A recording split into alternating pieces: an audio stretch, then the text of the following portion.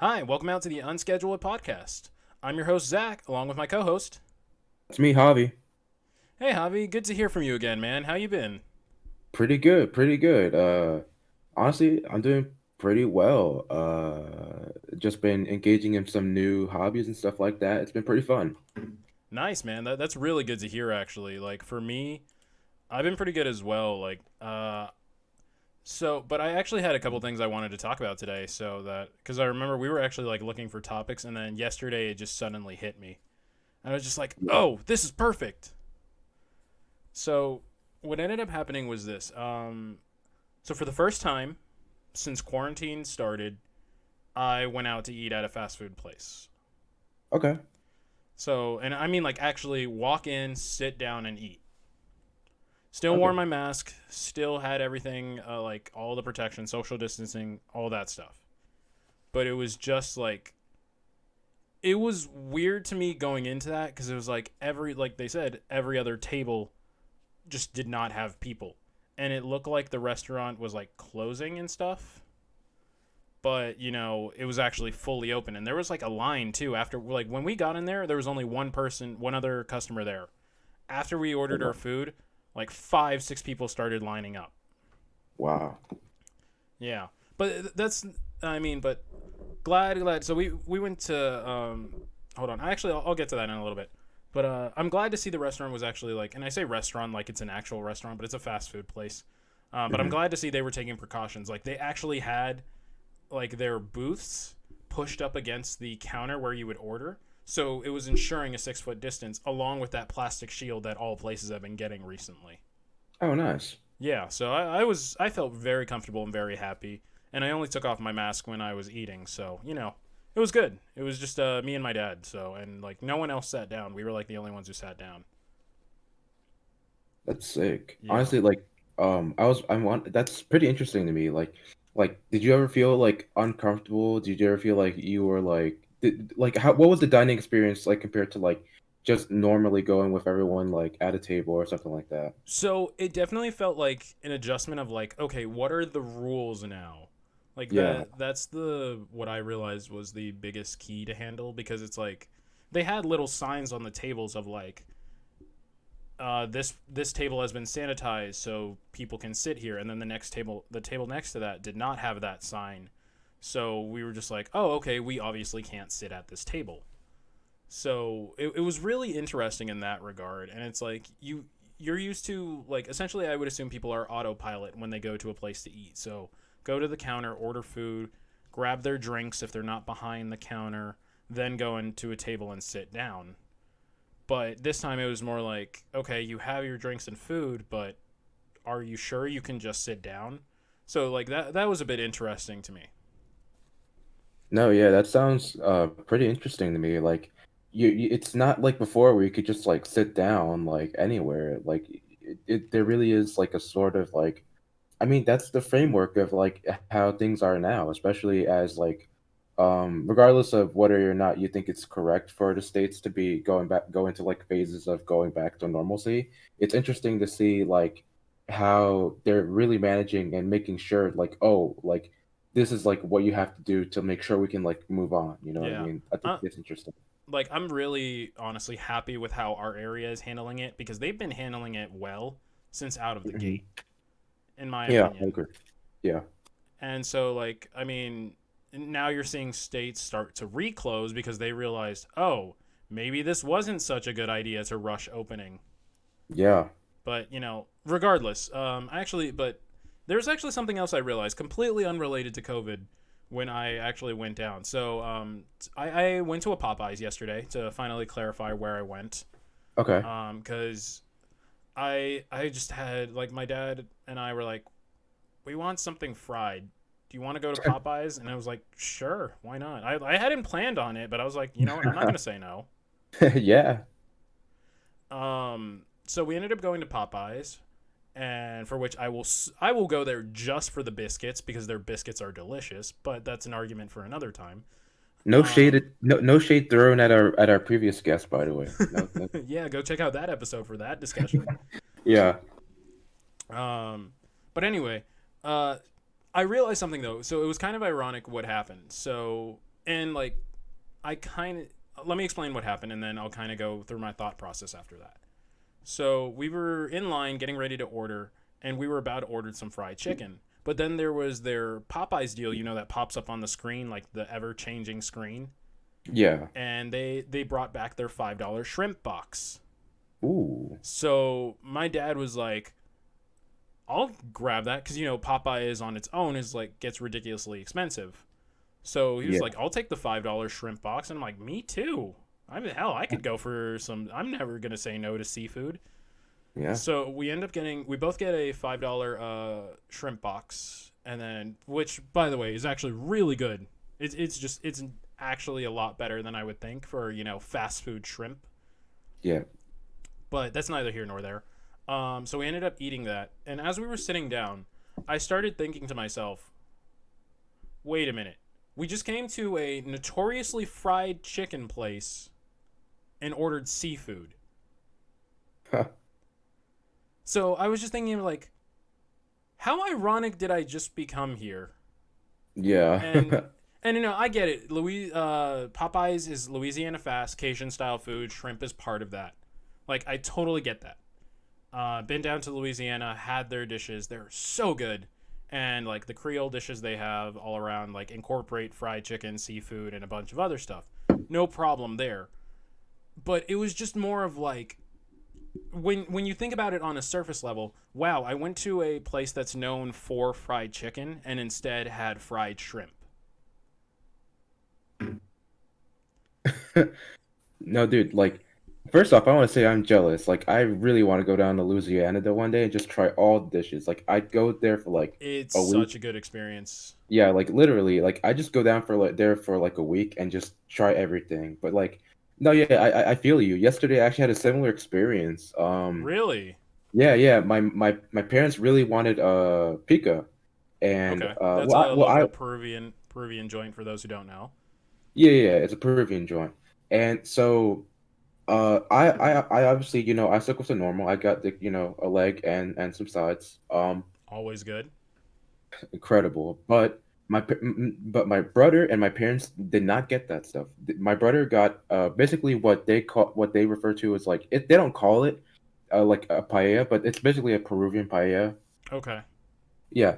And then my parents got lomo saltado, which is incredible, but it's not chicken. That's it's Yeah, famous no, for. I get it. Yeah, and it's like that's what I started thinking about. It's like, wow, how many other food places have I gone to and just like made an ironic choice of a completely different food altogether. The first time I went to Buffalo Wild Wings was with a family friend, and everyone else got like bone-in wings.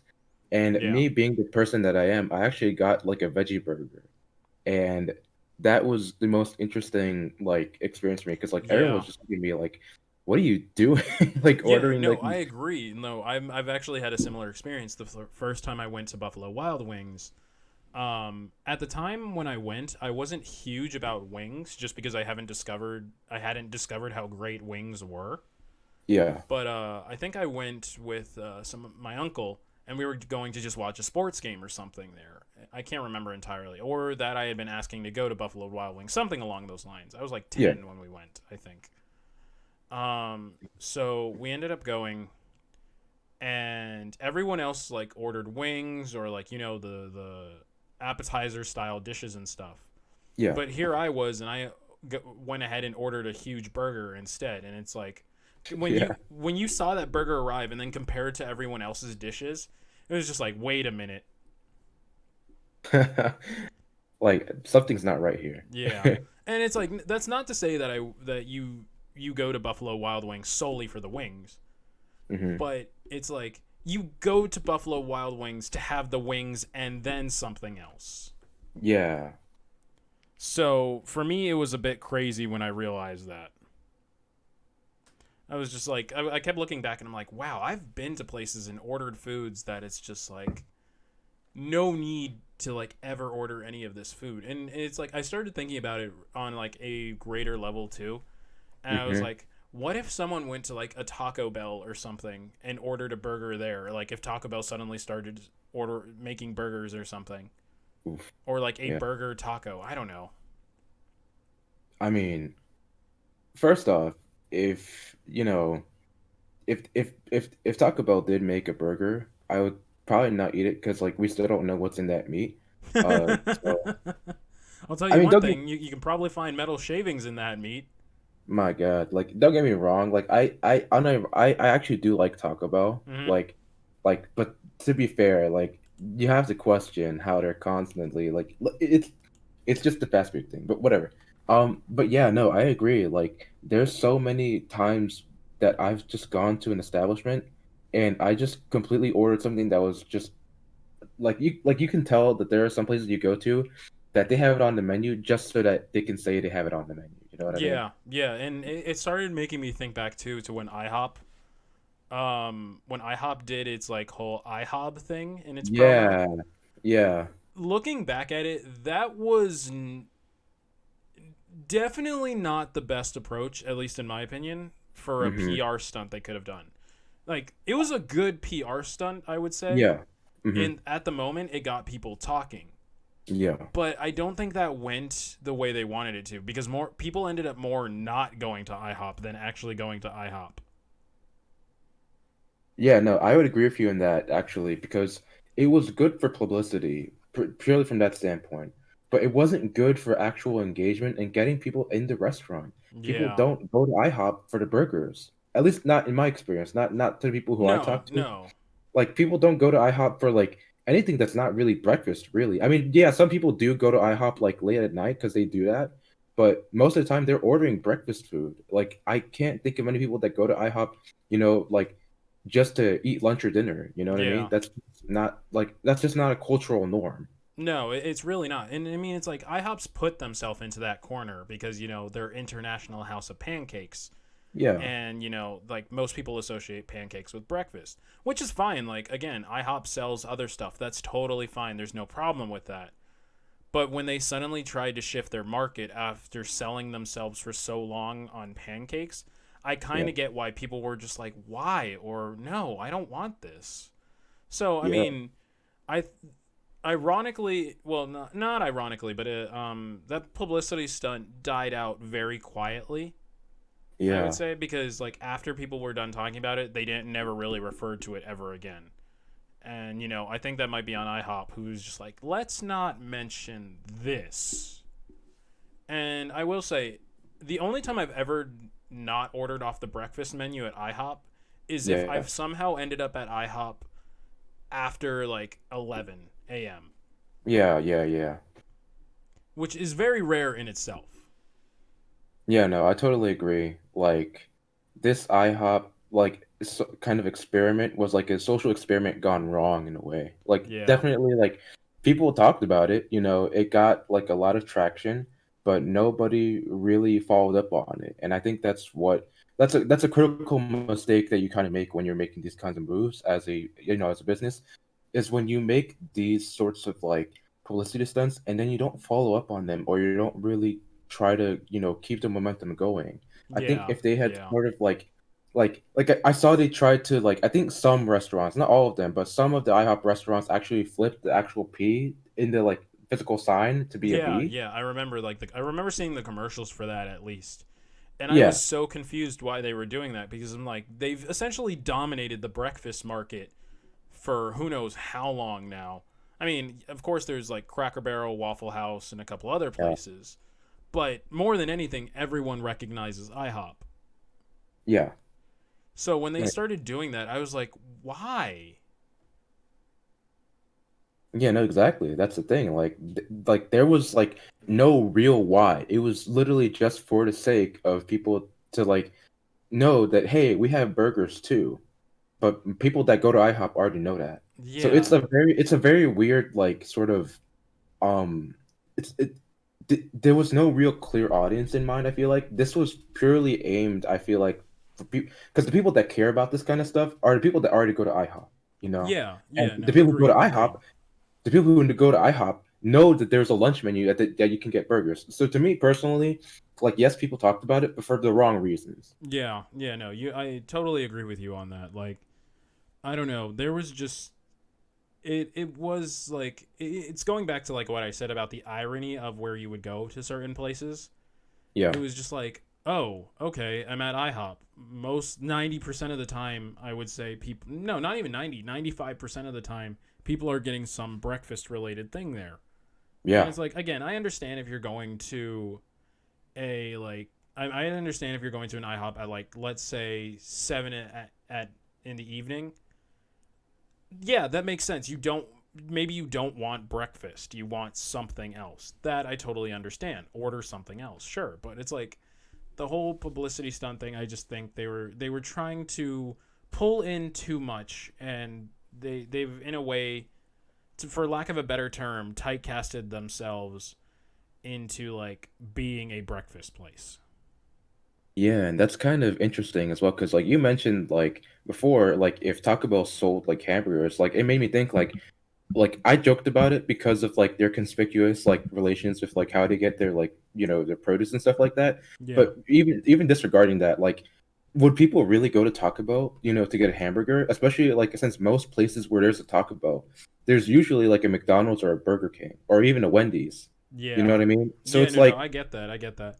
And it's so, like, yeah, I know, and I agree. It's like, that's why the reason I like immediately I thought of Taco Bell, though, the only reason I thought of it was like as them pulling a stunt like that was because of their breakfast taco thing that they had, where it was like a waffle and then eggs yeah. and sausage in the middle. I don't even know if they still sell that. It's been No, a yeah, while. they have a breakfast menu. I'm pretty sure still. Okay, it's been Yeah, a while, like a good while since I've been to a Taco Bell of my own free will. yeah, So like that's the reason like they were immediately to pop into my head first. And I was like, I could see them doing this, maybe. And I don't know. It's like I've also been to places where like I was thinking about this because in our town we have a bunch of restaurants that just exist, yeah. like Like, both local and chain, and they've been here for who knows how long. yeah. I mean, the one that sticks out to me is Zoe's Kitchen because like it's there, but I don't know anyone that goes to Zoe's Kitchen. Yeah, Like, no, same. No, I 100% agree. And not to say that it's bad food or anything. no, no, yeah. No one I know goes there, but it's still there. Hmm. So, but like I was thinking about it, and I'm like, okay, so I've been to a Longhorn, actually the Longhorn right by here, which is pretty good for the most part. Yeah. I mean, service Oh, I isn't love. always the best, but Oh, that's neither here nor there. but the food is great. It's No, the like you can, food, I yeah. love Longhorn. I'll go to Longhorn just to like have a casual Friday night there. But Oh point yeah. being is I've been to a Longhorn and just ordered chicken tenders. Mm, But mm. it's a steakhouse, so it's like you're expecting to get like red meat stuff like steak or burgers, or or even ribs too. Yeah, yeah, yeah. And yet here I am ordering chicken tenders, and I don't know why I ordered chicken tenders. I think I was just really in the mood for chicken tenders. Like, all right, let me just say this. If you've never been to Longhorn and you've never had the chicken tenders with like that delicious honey mustard, you are missing out. Yeah, Like, yeah, yeah, no, like, I think honestly the honey mustard sells it for me. The chicken tenders are yeah. all right, but the Hmm. honey mustard really puts it over the top. Yeah. I mean, I totally get what you're saying with Longhorn because like in my experience, like they just have a lot of great like selections of red meat, in my opinion. Yeah. Like especially like even if you don't like steak per se, they do have like I can't remember what it's called. I think it's called a chopped steak where it's basically like a hamburger, like kind of patty, where they like put like onion straws or whatever it is. Like they have a pretty good selection, but the chicken tenders actually holds up pretty well. I'd say it's Yeah, yeah. like No, yeah, there's a reason it stayed on that menu. yeah.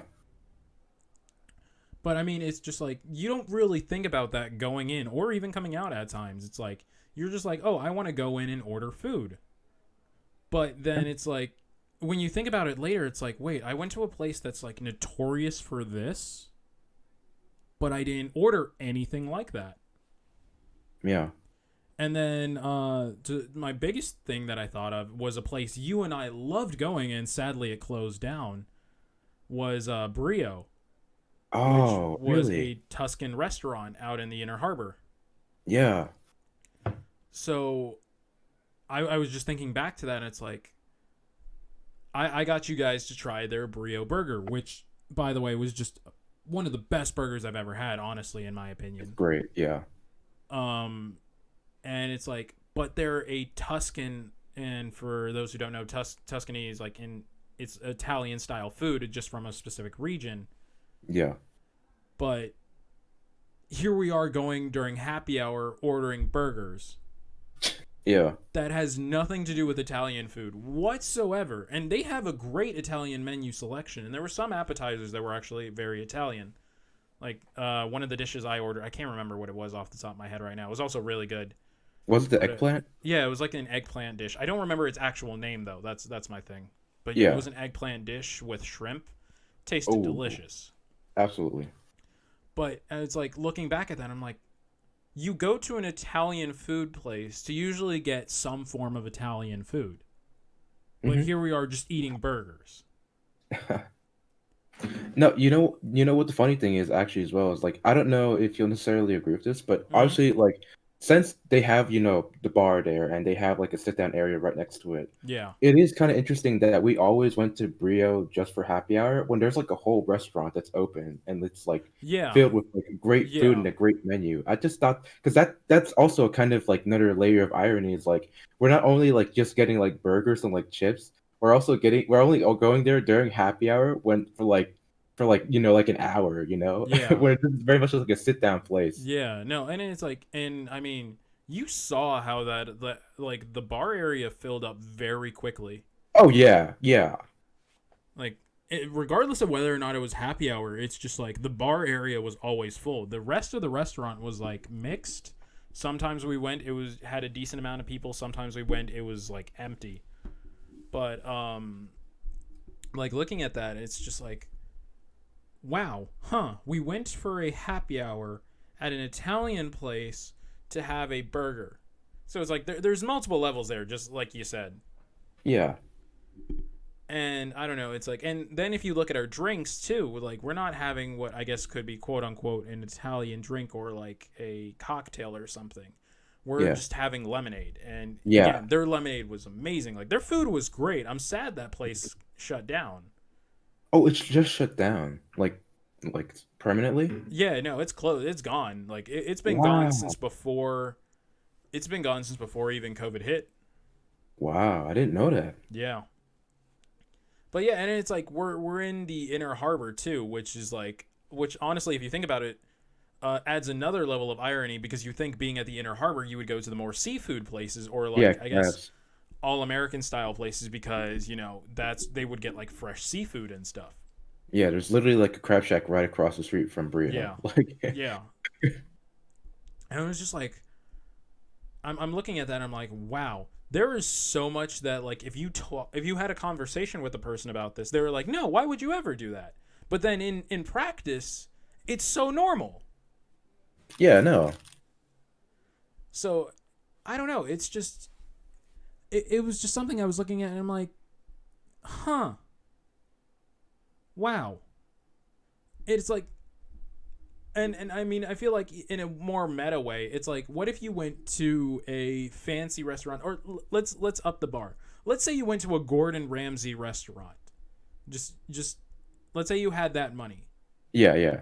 but you instead of looking for like to eat a full Gordon Ramsay experience meal, you just you try and ask for a dollar menu. Oh my God, yeah, Like, and that's nothing against dollar menus or like people who order off of them. Some places have some great dollar menus, but you see the irony in that. yeah, So I'm just like, wait, you're going to this most expensive, like this very expensive place, which is like hard to get into altogether, yeah, to order the cheapest thing possible, or you're looking for the cheapest thing possible. So I yeah, don't know. It's just and this would be under the assumption you have the financial stability and you're well off to go in that restaurant and order anything off the menu. yeah, It's to me I'm just like that's wild. yeah. Just I like mean, the irony that goes with that.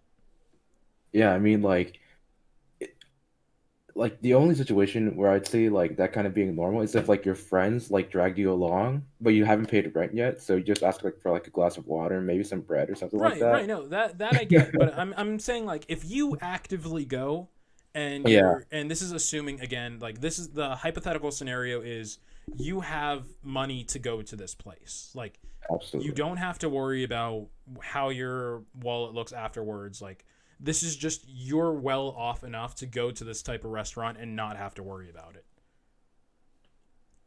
And again, I could like I love dollar menus, but it's a weird way to think about it at the same time. A dollar menu off a Gordon Ramsay menu would probably be like a flake of crust from like a beef, like a flake of crust from like a beef Wellington maybe, and maybe some of the juice that dripped off like Yeah, the yeah, steak. exactly. Or no, it's the failed plates from Hell's Kitchen, from the show. Like that's You, what the dollar menu is. you know what the thing is like though, like Gordon Ramsay just has very high expectations, like particularly for presentation. Like Yeah, obviously, like the food, like don't get me wrong, like he does care about like the taste. Obviously, he's a chef for God's yeah, sake, yeah, but like some of the stuff that he sends back, I'm like, dude, I would eat that for like $10. Like, what yeah. do you like, No, I dude? mean, but it's like there's an element of class and there's an element of class and presentation when it comes to a chef's work as well. Absolutely, I Yeah. agree. Yeah. That's a whole nother discussion for an entirely different episode that we could go on that tangent. Oh yeah. But like that's a lot of layers to dig through, which I'm not really wanting to dig through right now. Yeah. But TLDR of it, it's like for a chef, presentation is just as important as making the food taste good. No, I absolutely agree. Like because like for me, like when I'm watching that, I think to myself just purely the flavor. But when I'm making food for like other people, I realize that, a lot of people eat with their eyes, Yeah. like for example, my mom, like she's very selective about how food looks. And I'm Mm-hmm. that kind of like transpires into the way I work because like if you have like the most minimal experience of like cooking or like baking, you know that 90% of food looks like vomit before it becomes like a final product. Like that's Yeah, just a I would fact. agree. Like like when I'm making my banana bread, it just looks like tan sludge. But when it comes out, it's, a loaf of bread and it looks Yeah. good, you Yeah, know? no, I agree to that. Yeah, I so would say yeah, though, like there are some dishes that look like utter crap, even in their final presentation, but they taste delicious. yeah. I would say for me, I mean, it depends, but for me, chili just doesn't look that good. But it tastes great. Yeah, no, I Like, agree. I agree. yeah. Chili as a presentable dish does not look that good, No, yeah. but as an actual food, it's great for at least, Delicious. and like for you and me, it's great at least. Yeah. And so it's like I guess that's just another irony of food in a weird way. And it's like I don't. I like how we've turned this somewhat into a food podcast today. I know, like that's the weird thing. I remember, I can't remember if it was the first or second episode, but like, or pilot or first episode, Yeah, but yeah. we were just talking basically about like the food that was around us, like I mean, I have no problem with that because again, we yeah. have so many places, and we didn't even cover everything in our area. Oh, absolutely not. Yeah, like just to list off a few examples, like, I mean, just consider like let's say, like for example, Essentially, I would say like yeah, we have almost every fast food place you could think of that's nationwide available. yeah. We have it. We don't we don't have In-N-Out or like Bojangles or anything like that, but No. it's still a pretty good selection, I would say. Yeah. Yeah. But yeah, no, we have like I said, we have local and we have chain, like all chains.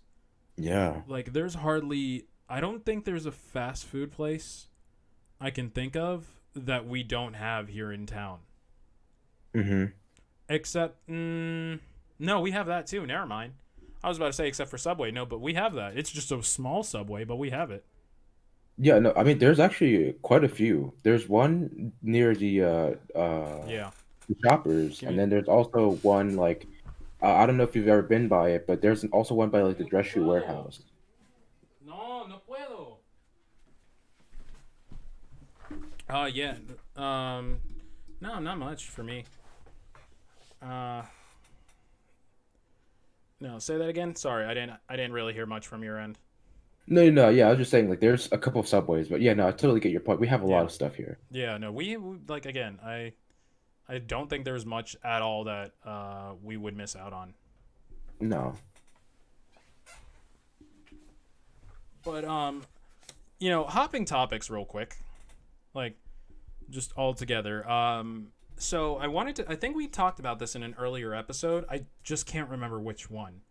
Hmm. And it's like there's just so much we talk about in our podcasts now that I will have to go back and listen to which episodes we talked about which topics. Yeah. But what I was gonna say is I've definitely been noticing more and more hobbies I've been picking up lately. Oh yeah. So like I've already told you, I usually do my streaming, which is one of my biggest hobbies right now. Hmm. I've done some video editing, which is why we do the podcast. Born from Corona. Yeah. But another thing I really got into, and I think I mentioned this before. If I'm pretty sure I did, but it was actually D&D, Dungeons and Dragons. Like Yeah. I've really gone head first into that recently. Because for me, what's up with it is like I've realized like okay, so the other day I was setting up a campaign to do for my friends because I'm playing as like the dungeon master and everything. Yeah. Um, but I was like I had to buy a lot of pieces to do it, even if it is online. Like there are some things I wanted to buy because I also play as a player in a different session, but that's a whole different discussion. Hmm. But I was looking at it. It was like I was looking at my final bill for it, and it was like $20 to buy like 8-9 pieces of Dungeons and Dragons stuff, and I literally had to stop myself before hitting the like I guess checkout button. I don't know. I want to say spend button, but you know what I mean. No, I get you. Yeah. And I literally had that moment. It was like, when did I get here? Like I looked at it and it was like, when did I start getting this into the game to where I was just dropping money like that, like it was no problem. And I get it, $20 isn't a lot to some people, but it's like for me in my state, I was like, why am I suddenly just dropping $20? And it's not on a video game, it's not on food, it was just on Dungeons and Dragons. Yeah. I'm just like, how did I get here? I mean, I think when you're spending like any quantity of money on a hobby, like it really just kind of is like it just shows like how invested you are, like literally invested you are into the product that you're like trying to get into. Yeah, yeah. And I was just like, I started thinking back to it, and I was like, oh my gosh, I've picked up another hobby that I know I'm going to be spending a bunch of money on. Yeah. Because you've seen me, like, I'm also an avid trading card game player. Oh yeah. But, and like, I went back and I like try to see how much money I've spent on trading cards. And no joke, like, this is without exaggeration. I have some Oh, stuff that I would, in total of my trading card collection, I would say I'm in $500 to $600 range of what I've spent. wow. Yeah. And I mean, like, for some people, that's nothing. Like, some people, it's like, you've only spent that much. I've invested 2K into this. And to me, that's wild in itself. Yeah. Just that it's like, you've spent how much? But it's like, the fact that I've spent that much money over the last couple of years on it Hmm. was just like, and I looking back at that, I'm like, oh my gosh, wow, that's expensive. Why did I put all this money into this? Yeah, But man. it's my hobby. And then I was looking at that moment in like for D&D, and I'm like, am I also going to be spending like another $500 to $600 on another hobby? Jeez, yeah. So I don't know. For me, it's just like, again, how did I get here? Because it's, to me, it's one thing if it's video games, because most video games are sold in double digit prices and stuff. Yeah, That's yeah, yeah. understandable. No issue with that whatsoever. It's only more extreme in my head when people start buying like a bunch of collector's editions or special editions, which are those are like triple digits. Oof, yeah. But that's neither here nor there. But and again, video games totally make sense. And then I guess I don't know if I guess clothing is a hobby for some people. I wouldn't know, Oh yeah, honestly. no, definitely. I Okay, mean, that I don't. also I makes sense to me. Like those clothing can get very expensive. Yeah. Oh my God. Like just to go on off a tangent. Mm-hmm. Like Go ahead. I remember watching a video of this guy reviewing no, he wasn't reviewing. He was like looking at a video of like these high schoolers like just showing off their clothes, and it was crazy the figures that they were like showing off. Like I know personally, like because I think I told you about this before, but I was really into shoes at one point, Yeah, yeah, I and remember you shoe telling me.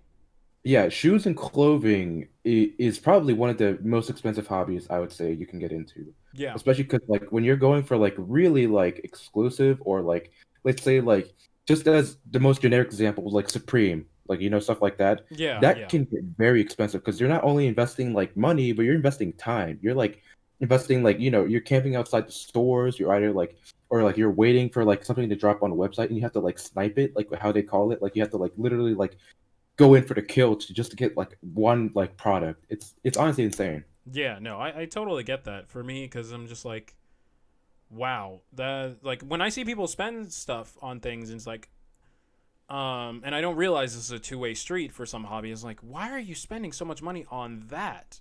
And then Yeah, now I'm looking at it and I'm like, oh, I totally get it now. You just really love this hobby, and yeah, whether or not you're getting money out of it, that's a whole different thing.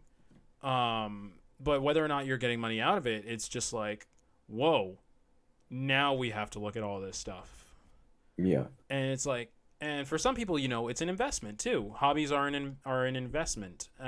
Like absolutely. going back to my trading cards real quick. I found this out the other day actually. So I bought a card way back at like let's say it was $15. I think that's when I bought it. It was like worth $15. Uh-huh. Now that card is worth over $100. Man. Yeah, and it's like I don't know if you can blame Corona for that. I don't know if you can blame just how competitively it's being used, but it's over $100 right now, and I'm just like, I picked this card up to play it. I didn't pick it up thinking it would gain this much value. Yeah. And I'm just looking at it and I'm like, why? Why is it? Why is this card specifically so expensive? Oh my God. Yeah. Like I was like looking at Amazon because I think I've said this before on the podcast, but I've been trying to get more into Shin Megami Tensei, Yeah, and on Amazon, do you want to know how much a physical copy of Persona 2 Eternal Punishment costs? my guess is that it's gonna be 300. A little. That's a bit much, but it's like $180. You're joking. That's three times its value on like when it would be released because they're $60 games.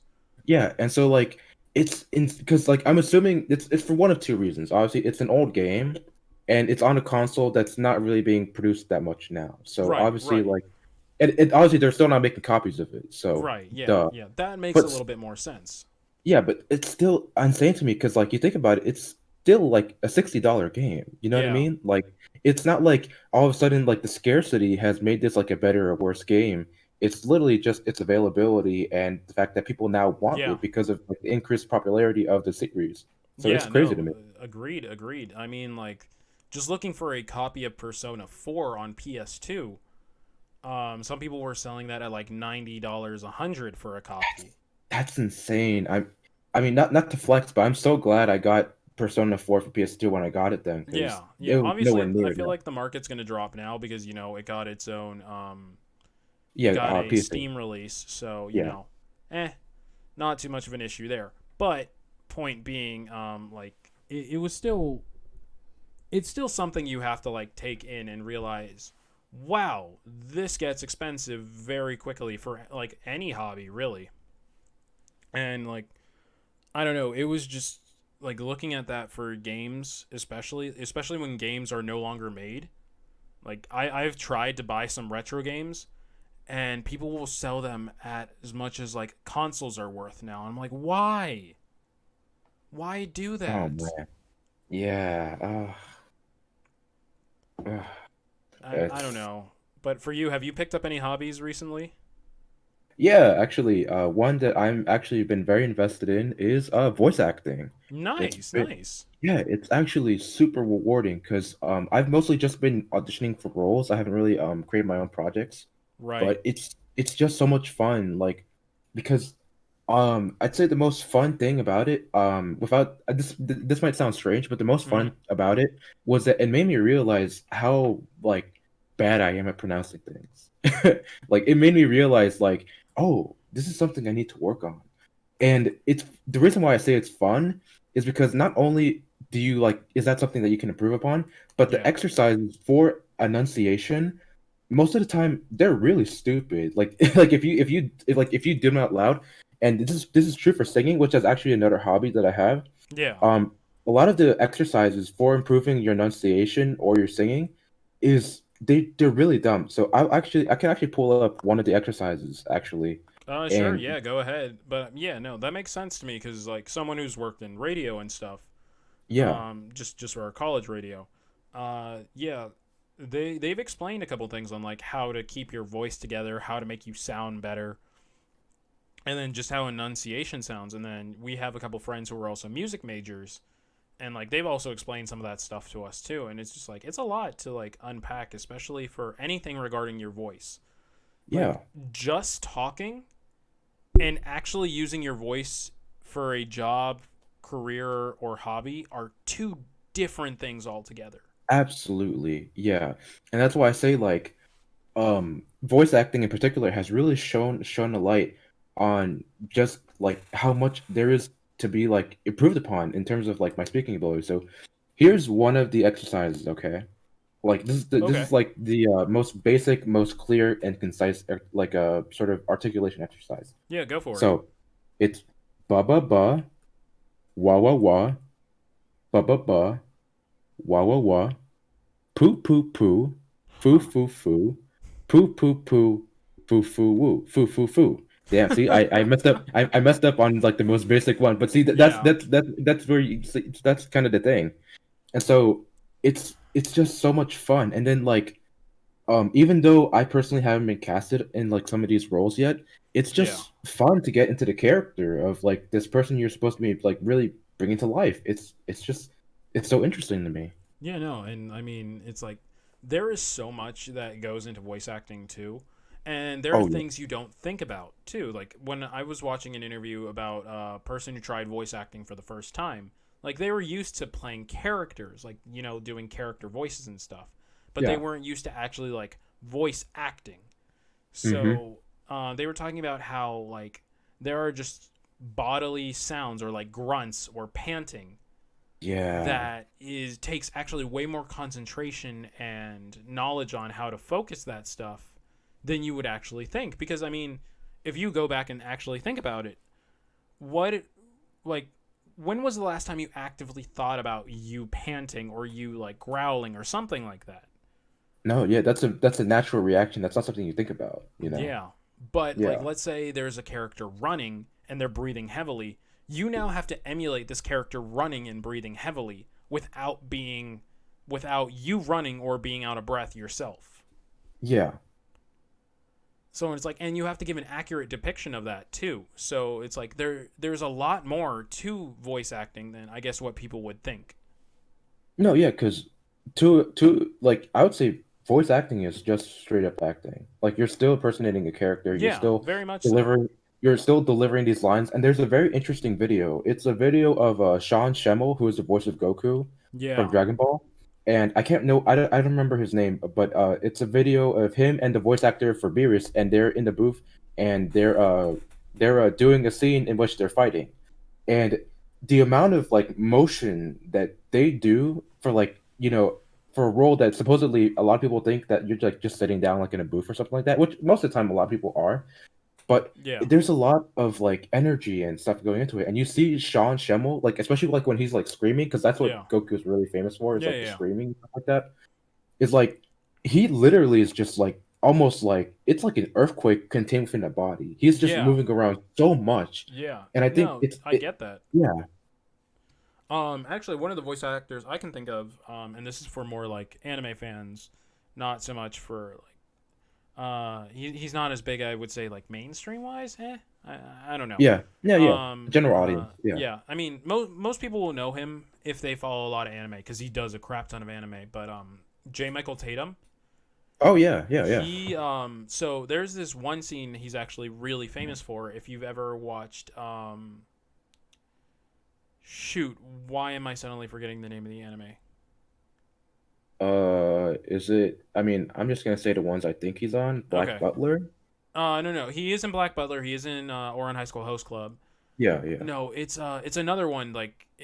It's really popular, and I don't know why I'm suddenly blanking on it. It's a time travel one.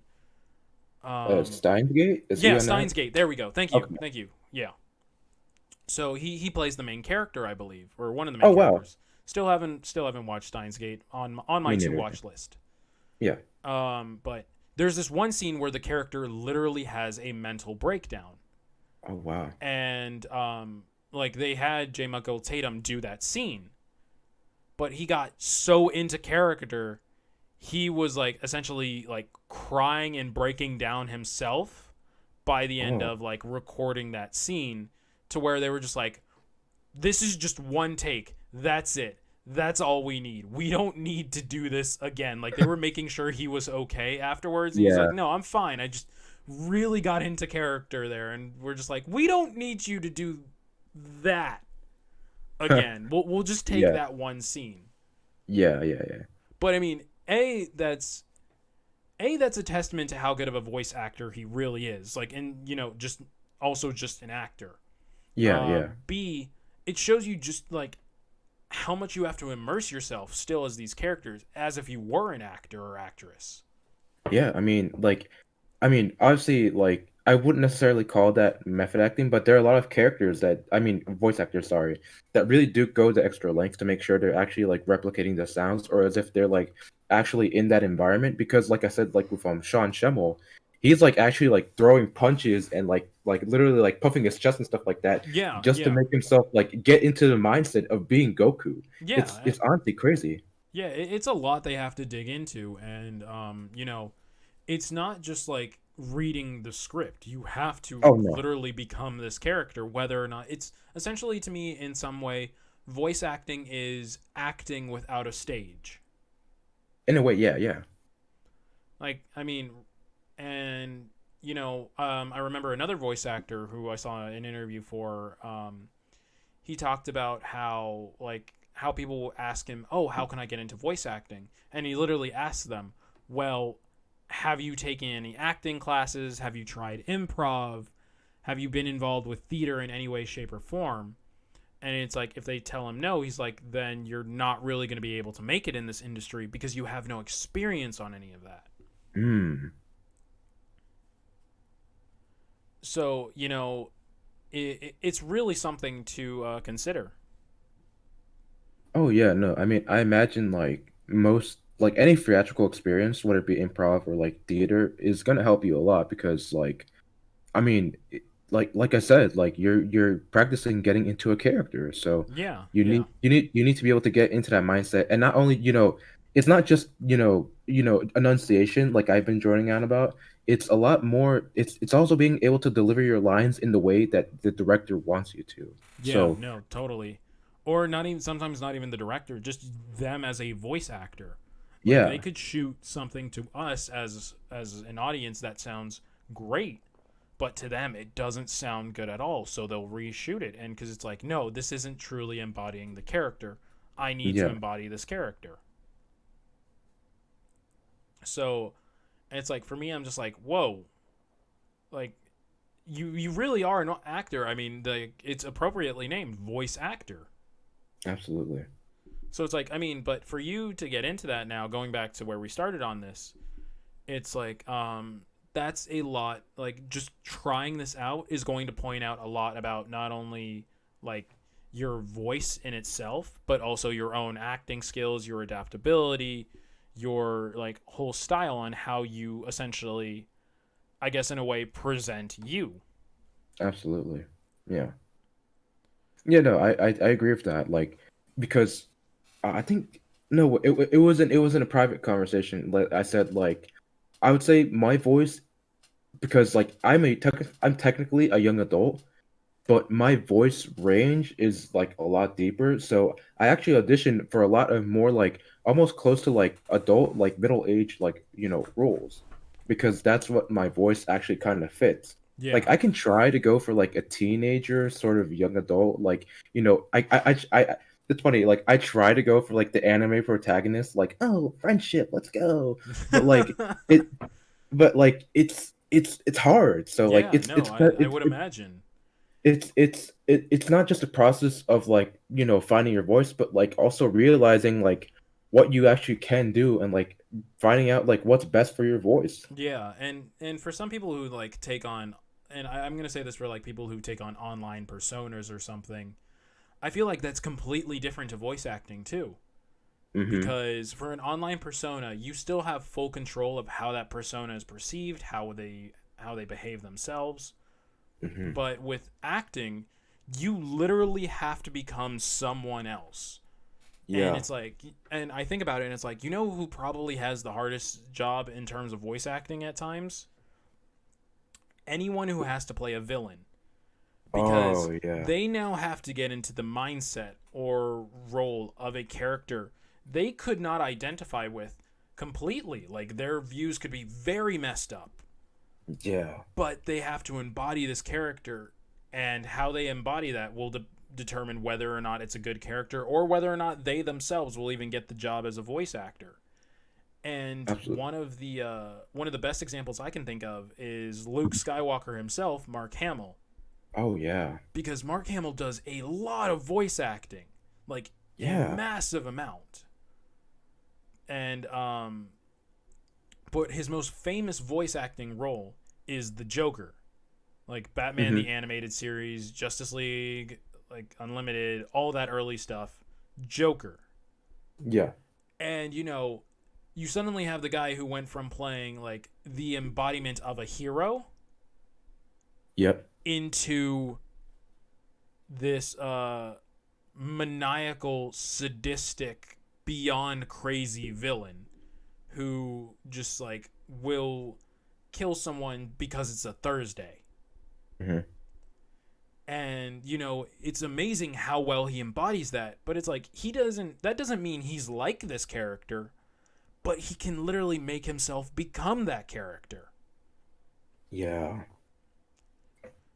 So to me, it's like just being, if you're able to get to that level of voice acting, you would have no problem getting any gig or whatever you do. And to me, like any villain voice actor, I have a little bit more respect for, like just because they have to get into that like role they may not agree with at all.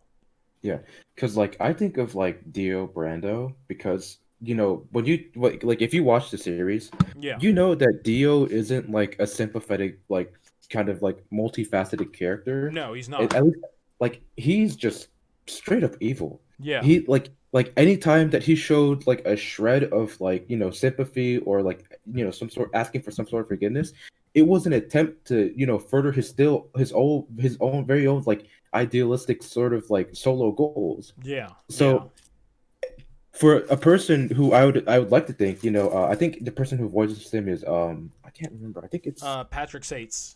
yeah, Patrick States. For him to be able to get into that mindset and to just be like just pure evil, like literally Yeah. the seductive, like sort of charming, but also very dangerous sort of evil is Yeah. very it's actually kind of an achievement, I think. No, it really is. And in like Patrick Sates, he's played a lot, and I mean a lot of characters. So, some of his more notable roles is, like you said, he plays Dio Brando for JoJo's Bizarre Adventure, but he plays Scorpion in Mortal Kombat all the way up to MKX. He played Yeah. Scorpion. And that's another character who's just like this vengeful spirit who just wants to kill a bunch of people because Yeah. of what's happened. But again, that's a whole different episode we could explore. But he's also played Ragna the Blood Edge from Blaze Blue, who's a very multifaceted character and has a lot of expression in how he acts. He's not a very one-dimensional character. Yeah. Then you have let's see. I know he's played a bunch of other roles. I'm just drawing blanks on some of them. He's played a couple Fire Emblem characters. He's played like in at least Fire Emblem Heroes. Yeah. He's played some other stuff, but again, I'm totally blanking right now. And I used to know like everything he'd done, but if I hear his voice, I can recognize him. Oh yeah. But yeah, I mean, it's like voice acting is just no joke whatsoever. If you want to go into it, you are going to need a lot of experience to go into it. Absolutely. And like I said before, it's not enough to just be able to like speak like clearly. You have to deliver the emotion as well. Yeah, So, and that of course comes with an understanding of the character. So there's just so much good that goes into it, and I think it's yeah, gonna be like it's a big project, I think. yeah. No, and for me, it's like I feel like, and in some sense, I feel like voice actors are better than regular actors or actresses Hmm. in that regard because they embody their character so much more because they only have their voice to go off of. Yeah, no And body language, at least not from what people can see, you know. yeah, yeah.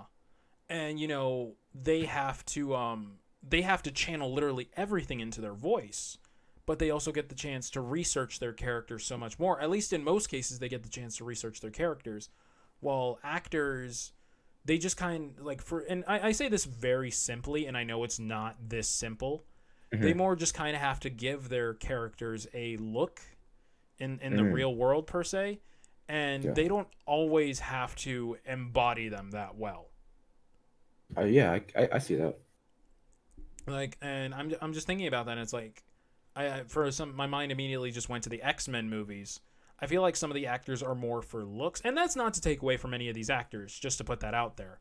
Yeah, yeah, yeah. They're more there for a visual appeal than they are like the actual character themselves, which is why, in my opinion, some of the X-Men movies have just been utter garbage. Yeah, But that's again, that's neither here nor there. But that's just my thought on it. absolutely. Yeah, But I mean, like it's still really cool for voice actors. However, I think we should wrap up there for today. sounds good. All right. Thank you guys so much for sticking through the whole episode. And if you guys want to know more about what we talked about today, go ahead and check out the previous episode. As well, actually, yeah, as we had our guest friend Dan on, and we talked about some random topics here and there. But thank you so much, Javi, for being here today, per usual. Yeah. And we hope to I guess you guys hear from us soon. But you never know when that's going to be. Nope. All right. Have a good one, guys. Bye. Bye.